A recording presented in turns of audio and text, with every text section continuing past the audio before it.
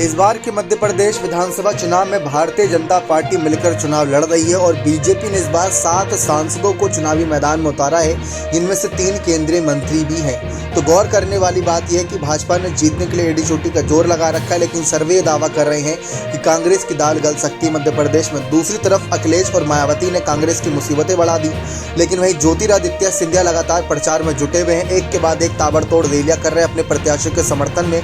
पिछली बार जनता के सामने जाकर सिंधिया कांग्रेस के लिए वोट मांग रहे थे और इस बार बीजेपी के लिए वोट मांग रहे हैं। ये हालात 2020 में ही बदले थे। सिंधिया ने यह साफ कर दिया है कि जनता जिसको वोट दे, लेकिन जिस तरीके से शिवराज सिंह चौहान ने काम किया है वो भुलाया नहीं जा सकता। लाडली बहना योजना हो या तमाम योजनाएं, शिवराज सिंह सरकार ने कोई भी कसर नहीं छोड़ी जनता के लिए।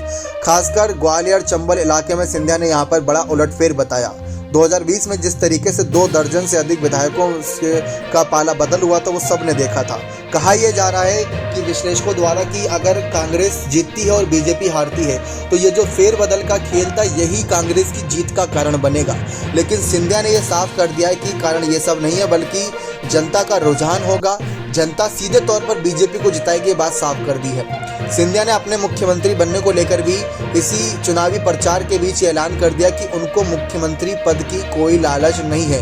उन्होंने कहा कि मध्य प्रदेश में भाजपा की अब तक की सफलता का श्रेय भी शिवराज सिंह को ही दिया जाए। इससे अगले मुख्यमंत्री पद के लिए भी शिवराज सिंह चौहान की उम्मीदवारी को ताकत मिली है।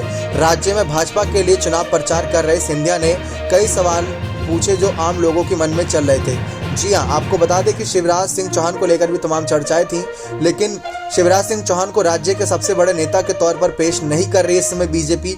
ये एक मसला है। ऊपर से 3 केंद्रीय मंत्री उतार दिए, 7 सांसद हैं, तो वहां पर भी बड़ा बदलाव की ओर देख रही है। मध्य प्रदेश में आज देखा जाए तो उसका कहीं ना कहीं जिस तरीके से हालात बने हैं, कई सीटों पर बदलाव चाहती है जनता, ये बात साफ नजर आ रही है। लेकिन सिंधिया ने जो कहा है कि उनको मुख्यमंत्री पद के लालच नहीं, उनको खासकर कुर्सी की कोई लालच नहीं है।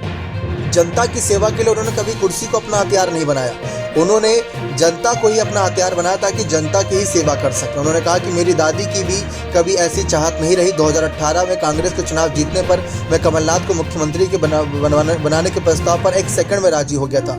अगर मेरे मन में कोई लालच होता तो मैं ऐसा करता क्या? मेरे मन में सिर्फ राज्य के लोगों के विकास की चाहत है। मैं किसी की कुर्सी की रेस में शामिल नहीं हूँ। कमलनाथ मुख्यमंत्री बने तब मुझे कोई ऐतराज़ नहीं था, लेकिन जब उन्होंने जो काम किया उससे मुझे ऐतराज़ था। ये बात साफ कर दी सिंधिया ने। बने रहे चैनल के साथ। बहुत बहुत धन्यवाद।